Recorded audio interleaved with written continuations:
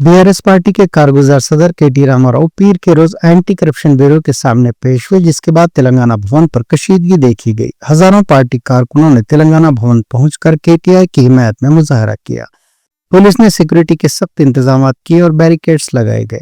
केटीआई ने कहा कि वो कानून का एहतराम करते हैं और तहकीकात में मुकम्मल ताउन को तैयार हैं।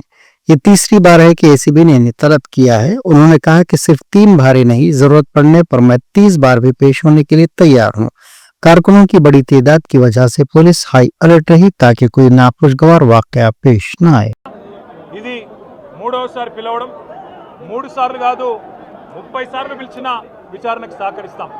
మా మీద కేసులు బనాయించి మమ్మల్ని ఇబ్బంది పెట్టి కమిషన్లు వేసి మమ్మల్ని ఏదో ఇబ్బంది పెట్టినంత మాత్రాన, వేధించినంత మాత్రాన ప్రజల తరపున ప్రశ్నించడం బంద్ చేస్తామనుకుంటే అది కాంగ్రెస్ ప్రభుత్వం యొక్క అవివేకం, అజ్ఞానం అవుతుంది తప్ప ఇంకోటి కానే కాదు.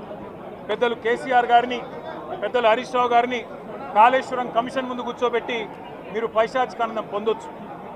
ఇవాళ ఏసీబీ ముందుకి విచారణకు పిలిపించి కొంత మానసికంగా రాక్షసానందం పొందుతూ ఉండవచ్చు. అవసరమైతే అరెస్ట్ కూడా చేస్తారు కావచ్చు. కానీ ఒకటి పక్క, తెలంగాణ కోసం గతంలోనే జైలుకు పోయి వచ్చిన వాళ్ళం.